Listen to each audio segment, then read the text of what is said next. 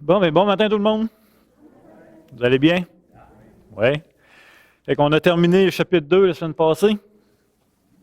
Fait que les 2 premiers chapitres sont faits. On a le 2/5 d'accompli. Fait que j'espère que le chapitre 2 va nous rester aussi en mémoire pour les prochaines lectures, les prochaines fois. Fait qu'on s'apprête à entreprendre le chapitre 3 qui va être complètement différent, mais toujours aussi autoritaire. Le chapitre 3, vous allez voir que Jacques il est clair et précis dans ses arguments, dans ses citations. Le chapitre 3 fait face à un nouveau test de la foi, qui va être le test du contrôle de la langue. Maintenant, c'est déjà le 4e test du livre. Est-ce que vous vous souvenez des 3 premiers tests du livre de Jacques qu'on a vus? Ah ah! Les tests de la foi, on en a fait 3 à date. Dans le chapitre 1, il y en a un. Pardon? Oui, chapitre 2. Les épreuves, oui, chapitre 1, les épreuves. Après ça, il va dire, mettez en pratique. Fait qu'il y a eu l'épreuve de la foi de pas juste écouter, mais de mettre en action. Donc, il y a tout ce test-là dans le chapitre 1. Dans le chapitre 2,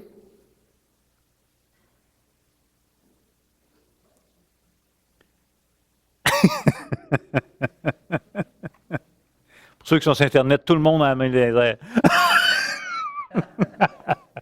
Chapitre 2, il y a distinction sociale, souvenez-vous? Le test de la foi de faire une distinction dans les rangs sociaux.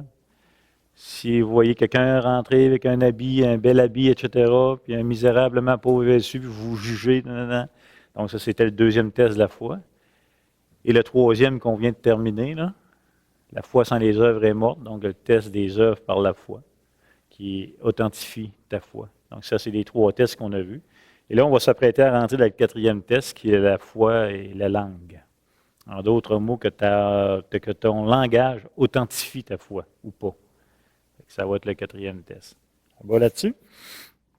Mais avant de commencer le chapitre 3, on va se redonner quelques points de référence pour nous aider à comprendre les versets 1 du chapitre 3. Dans 1 Corinthiens 12, 8, on va parler du corps de Christ. On va se rappeler des points importants sur la doctrine du corps. Entre autres, dans 1 Corinthiens 12, 18, ça va nous dire que Dieu a placé chacun des membres dans le corps comme il a voulu. OK? Quand on parle du corps de Christ. Donc ça, c'est un point important à se souvenir, c'est que c'est Dieu qui a placé les membres dans le corps. Donc ce n'est pas nous qui se plaçons nous-mêmes. Ça, c'est important. Ce n'est pas nous qui va décider quelle fonction on va avoir dans le corps de Christ, mais c'est la volonté de Dieu spécifique pour chacun. Peu importe l'âge, peu importe le sexe, peu importe le QI, Dieu va se servir des gens et il va les placer dans le corps. Okay? Éphésiens 4, 11, 12, ça va dire « Et il a donné les uns comme apôtres, les autres comme prophètes, les autres comme évangélistes, les autres comme pasteurs et docteurs. » Pourquoi? Pour le perfectionnement des saints en vue de l'œuvre du ministère de l'édification du corps de Jésus-Christ. Encore une fois, un point important, c'est que les dons qu'on a reçus, les fonctions que Dieu nous donne dans le corps de Christ sont pour qui? Sont pour les autres. Jamais pour vous-même. Donc, chaque croyant va rendre compte des dons qu'il a reçus. Mais il ne rendra pas compte pour les dons des autres. Comment ils disent ça en Haïti? Affaire cabri, pas affaire cabri, pas affaire mouton. Ouais, c'est 2 affaires différentes, donc mêle toutes tes affaires. Tes dons, c'est tes dons. Les dons des autres, c'est les dons des autres. Tu vas avoir à rendre compte pour tes dons. Mêle-toi pas du rendre compte des dons des autres. c'est un point important. Parce que si on ne prend pas le temps de regarder ça, c'est facile d'avoir du désordre dans l'Église, puis ça va être facile d'avoir du jugement envers les autres. OK? Il y a des dons qui ont un impact plus important que d'autres dans le corps de Christ. Ça aussi, c'est inévitable. Il y a des dons d'apôtres, de prophètes, de docteurs, d'enseignants, il pose les fondements de l'Église. Donc, c'est des dons qui ont un impact énorme. Il y a des dons qui ont moins d'impact, mais pas moins utiles ou pas moins importants. Encore une fois, parce que Dieu va te demander compte, pas du don de l'autre, de ton propre don à qui il t'a donné. Fait qu'il n'y a pas de différence.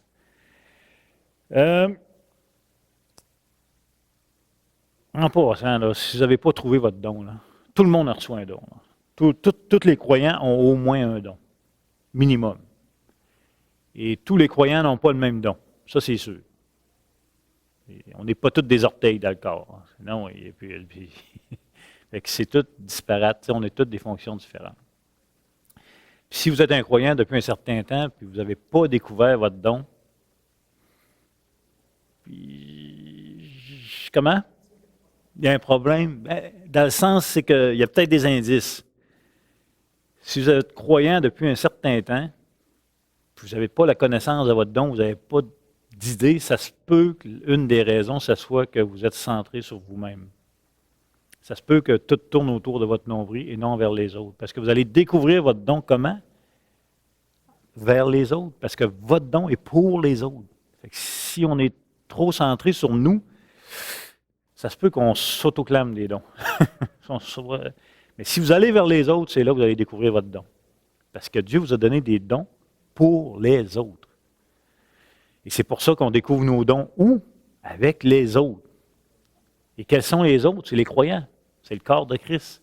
Donc, c'est principalement l'Église que votre don va se manifester, principalement en côtoyant les frères et les sœurs, dans les activités avec les frères et les sœurs, que votre don va se manifester.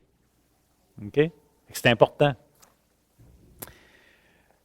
Jacques pend de la langue à chaque chapitre de son épître. À chaque chapitre, il va citer la langue, mais dans le chapitre 3, il va exploser. Il va vraiment détailler sur la langue. Puis il ne va pas de main molle. Il va y aller de main.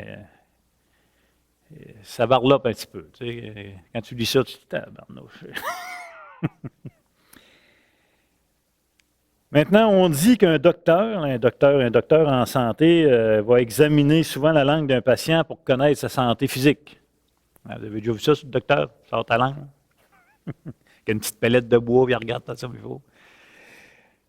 Bien, pour Jacques, lui, c'est comme s'il va connaître la santé spirituelle d'un croyant par la langue.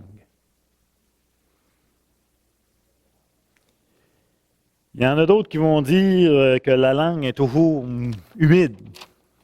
C'est vrai, hein? Notre langue est toujours humide. Et c'est pour cela que c'est facile de se mouiller facilement. D'autres mots, c'est facile de se mettre le pied dans la bouche. On a bien des expressions qui vont l'utiliser. Hein? L'expression « t'as manqué une belle occasion de te taire ». Il y en a d'autres qui vont même dire que la langue est tellement dangereuse que Dieu l'a placée à l'intérieur d'une cage, nos dents. Une autre image. Les spécialistes estiment que nous passons le 1/5 de notre vie à parler. Quand même pas mal. Ça, c'est les gars, là.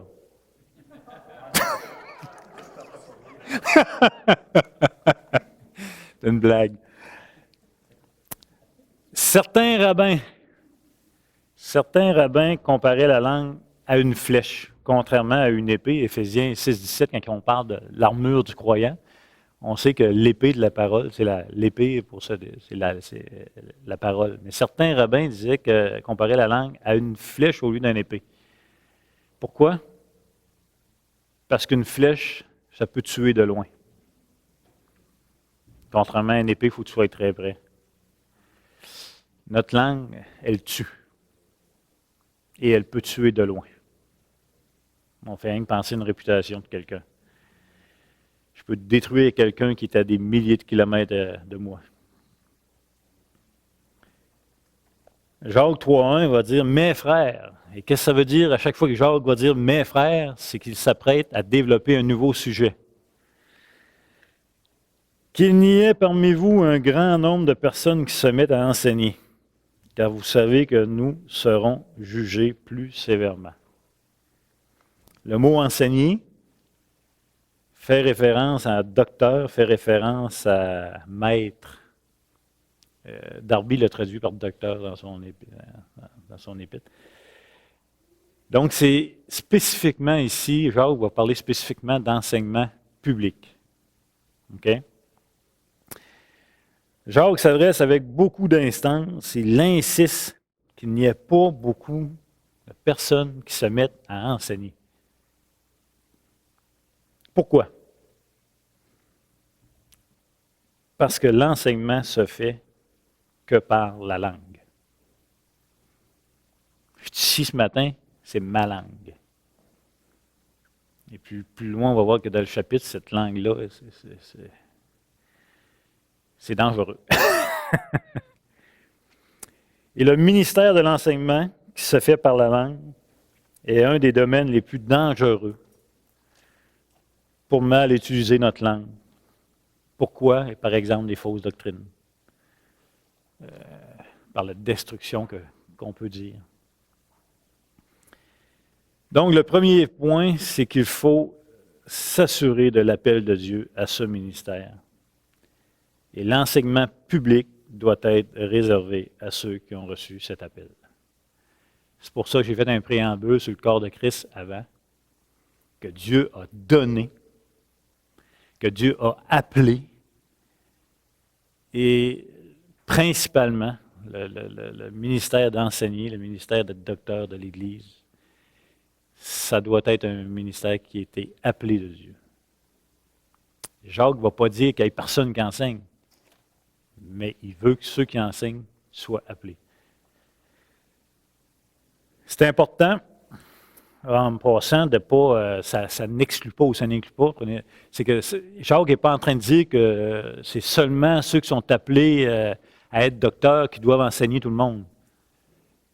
Tout croyant est responsable d'enseignement d'un à un. Là. Je veux dire, vous n'avez pas besoin d'être un docteur pour partager l'Évangile d'un à un. Vous êtes tous appelés à dire aux gens, quand l'occasion se présente, l'œuvre que Dieu a faite dans votre vie, ou l'œuvre que Dieu a faite pour le monde. C'est ça, en passant, vous allez avoir à rendre compte, et on va avoir à rendre compte aussi devant Dieu de toutes les opportunités que Dieu nous offre. Jacques n'est pas en train de mélanger l'école du dimanche non plus, là, vous des moniteurs.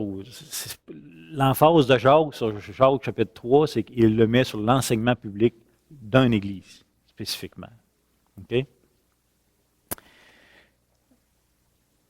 Donc, le but de Jacques, ce n'est pas de décourager les croyants, de partager l'Évangile, ou des moniteurs, etc. Mais son but est principalement qu'il doit y avoir des docteurs, enseignants, mais que cette tâche est réservée à ceux que Dieu a placés à cet endroit. Okay? C'est vraiment important.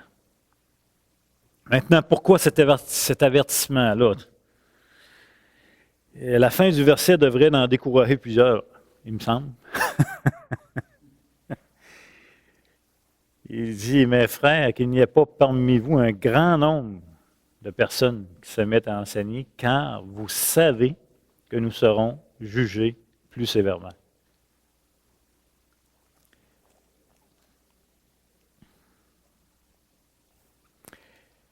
Encore une fois, on peut se remettre dans le contexte de l'époque.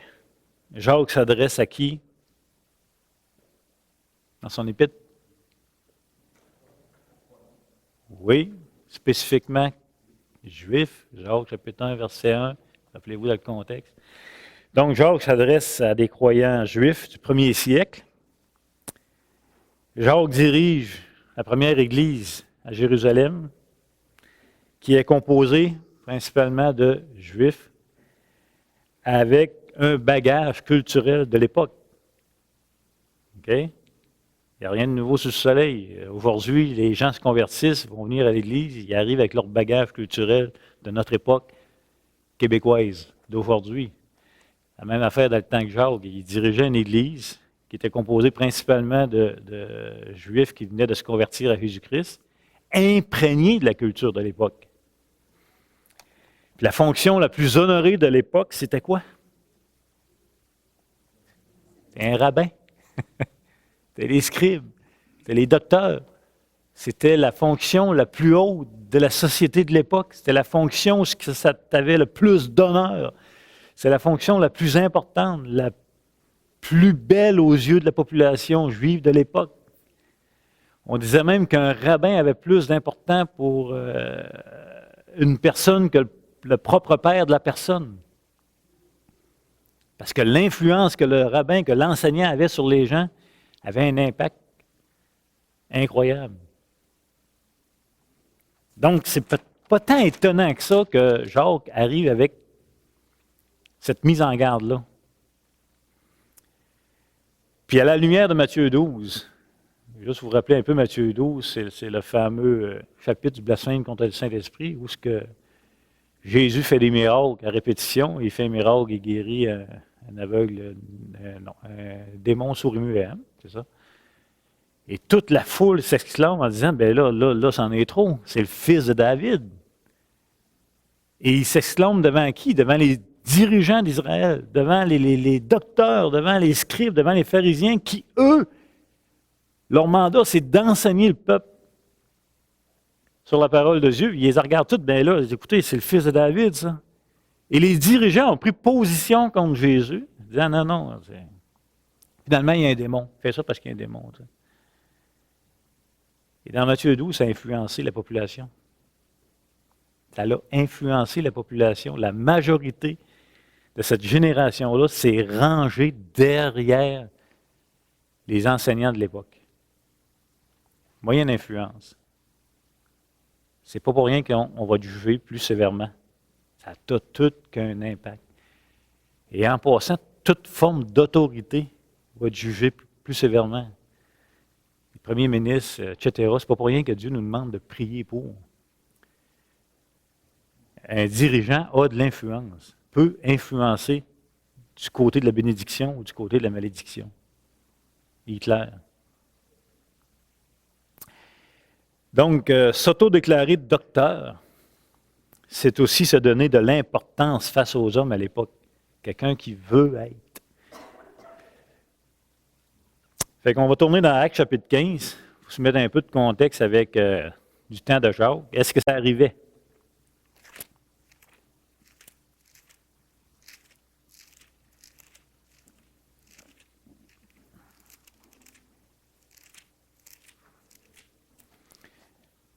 Actes chapitre 15, verset 1. Quelques hommes venus de Judée enseignaient les frères en disant, si vous n'êtes circoncis selon le rite de Moïse, vous ne pouvez être sauvés.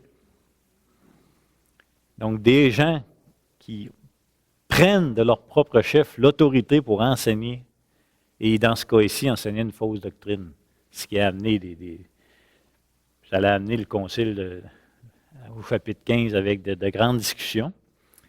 Mais regardez aussi le verset 24. Ayant appris que quelques hommes partis de chez nous et auxquels nous n'avions donné aucun ordre, vous ont troublés par leur discours et ont ébranlé vos âmes. Donc, il y avait cette... Peut-être plus à l'époque qu'aujourd'hui, je ne sais pas, mais il y avait ce désir de vouloir enseigner. Il y avait ce désir de vouloir se placer en autorité à l'époque, dans une culture où, encore une fois, l'enseignant était vu et s'était honoré incroyablement. Contrairement à aujourd'hui. Aujourd'hui, les enseignants sont honorés dans les églises, et merci en passant, parce que c'est vraiment... Je pense que les enseignants en ont besoin. Mais dans notre population en général, d'aller dire que vous êtes pasteur ou... L'honneur est votre plus dans la fuite que dans... Je veux dire, c'est pas la même société que l'époque. Mais on voit qu'à l'époque, les gens ils aimaient se donner une autorité et voulaient prendre de l'autorité. Comment? Par l'enseignement. Donc, aujourd'hui, le conseil de Jacques, par exemple, s'applique encore. Et il doit être appliqué. Jacques, il dit, nous serons jugés plus sévèrement. Nous serons. Jacques s'inclut. Jacques s'inclut dans ce rôle d'enseignant. Donc, tout enseignant va avoir un jugement plus sévère que les autres. Pourquoi? À cause de l'influence qu'il a sur l'Église locale. Voulez-vous être enseignant? Donc, c'est comme ça. Donc, Jacques, tout en rappelant le rôle important des enseignants et leurs conséquences, il veut décourager ceux qui seraient tentés de s'appeler eux-mêmes à cette fonction. C'est aussi pour ça que Paul va rappeler à Timothée de ne pas mettre un jeune croyant en autorité rapidement, de peur qu'il ne tombe sous le jugement. Laisse-les maturer avant qu'ils prennent position d'autorité dans l'Église. Et ça, c'est un bon principe à appliquer en passant. Partout.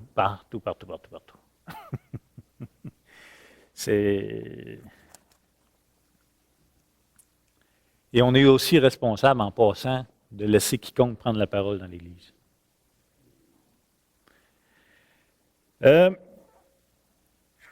Jésus accusait les pharisiens de quoi? Entre autres, Jésus leur disait souvent, vous dites aux gens, vous leur mettez des fardeaux, vous leur dites quoi faire, mais vous ne faites pas. Et ça, c'est vraiment un bel indice pour tout croyant et surtout pour tout enseignant. L'enseignant, ses bottines doivent suivre ses babines. Attache-toi à ton enseignement. Attache-toi à ton ministère. Ce que tu enseignes, assure-toi de le comprendre, de le croire et de le mettre en pratique. Parce que tu vas juger ce que tu enseignes, et surtout si tu ne le mets pas en pratique. Et que ça ébranle, ça calme le pompon à se précipiter à enseigner ou à dire n'importe quoi ou à prendre l'autorité pour avoir les honneurs. On va te juger plus sévèrement. Une parole dite est perdue. Elle ne se rattrape pas. C'est parti, mon ami. Et tout croyant qu'à une certaine heure ici, on a toutes là. On a tous dit des affaires au cours de notre année, de notre vie croyante, de notre vie chrétienne, que ça n'avait pas de bon sens. Aujourd'hui, tu as dit ça n'a pas de bon sens. Tu as dit telle affaire, j'ai enseigné telle affaire. Il y a la grâce de Dieu d'un côté. Mais ce qu'on dit, c'est parti. C'est comme une flèche. Quand l'archer lance sa flèche, imparti. Quand même qui voudrait la rattraper, imparti. Puis s'ils vendent fort, s'ils vendent fort, tu ne sais même pas ce qu'elle va aller. Fait qu'une parole dite, ça ne se rattrape pas. C'est important de s'en souvenir. Jacques nous rappelle dans son épître d'être prompt à écouter. Prompt à écouter, lent à parler, lent à se mettre en colère, lent à manifester des niaiseries, dans le fond. Une parole dite, c'est comme sur Facebook, hein? Les médias nous le rappellent à tous les jours.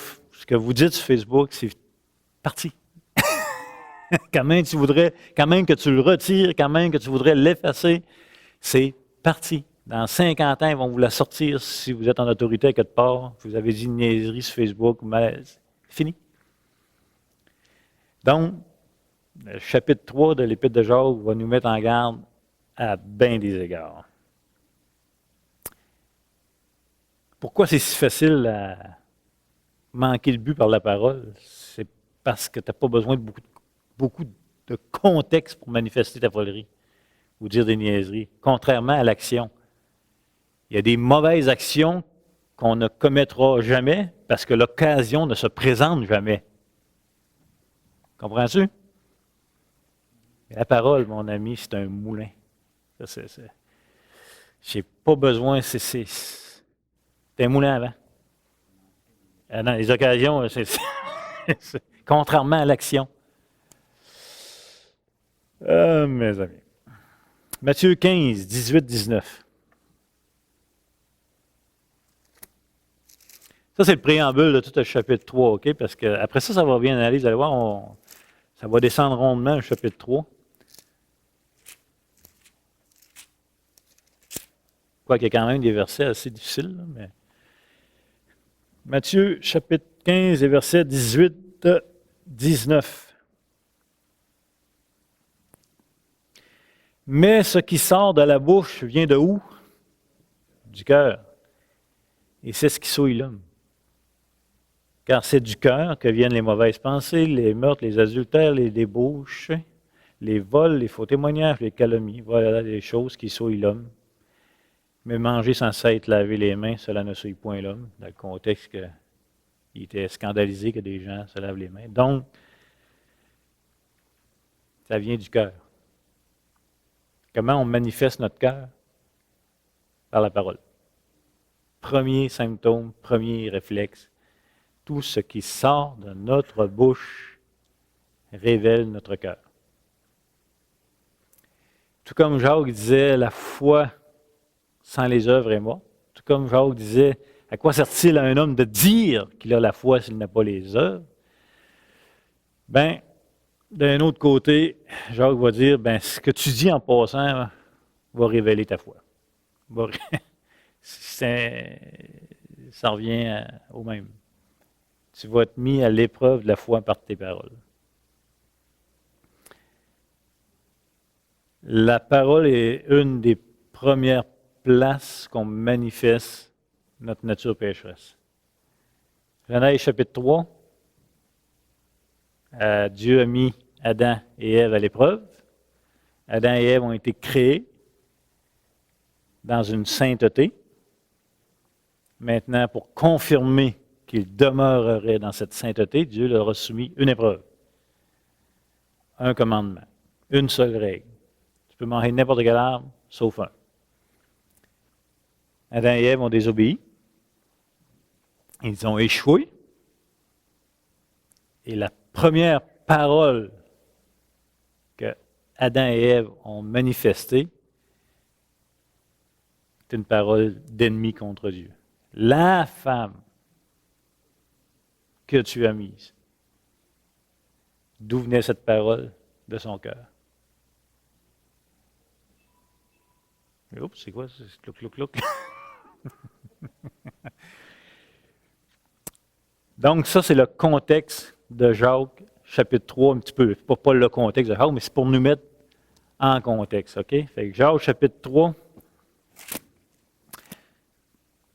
Mes frères, qu'il n'y ait parmi vous un grand nombre de personnes qui se mettent à enseigner, car vous savez que nous serons jugés plus sévèrement.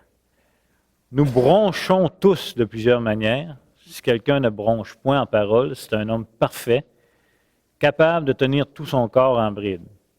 Si nous mettons le mort dans la bouche des chevaux pour qu'ils nous obéissent, nous dirigeons ainsi leur corps tout entier.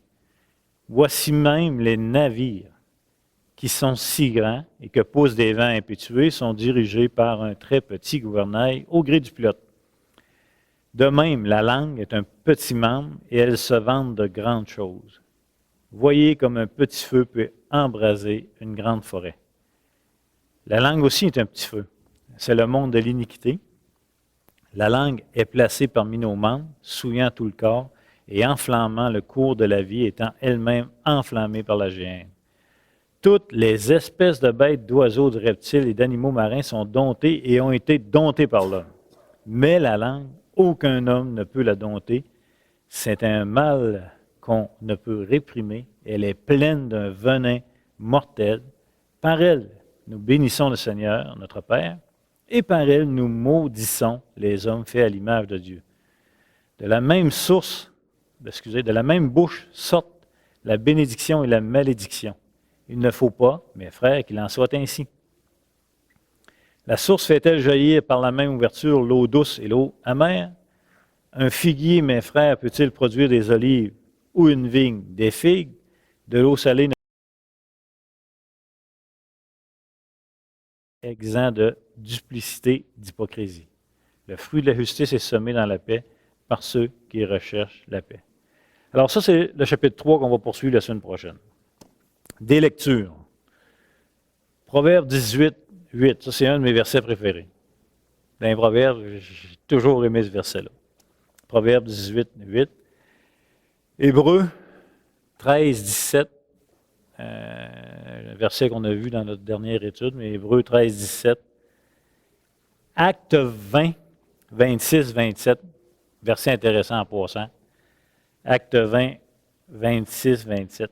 Matthieu 12, 33, 37. Vous allez voir, ça va éveiller des sens, là.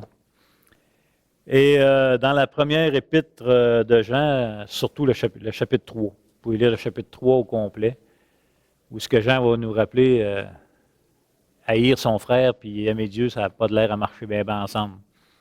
Tout comme Jacques ici va nous rappeler que bénir le Seigneur, chanter des louanges au Seigneur, puis de maudire l'homme à l'image de Dieu, ça n'a pas l'air à marcher ensemble. Pardon? Matthieu 12, 33, 37. Fait que la semaine prochaine, on va voir, Jacques utilise beaucoup d'images. Il va utiliser le bateau avec un petit gouvernail. Il va utiliser le mors du cheval. Il va utiliser une source. Il utilise beaucoup d'images de la nature, comme Jésus l'a fait aussi. Fait que ça va être intéressant, puis ça va aller assez bien, là, les images. Puis on va voir que notre langue, ben, elle ne se donne pas. Mais si notre langue ne se donne pas, comment ça qu'on peut manifester la vie de Dieu, on va voir aussi qu'elle ne se donne pas par l'homme. C'est ça le point que Jacques va insister. Fait que bon dimanche, on continue la semaine prochaine.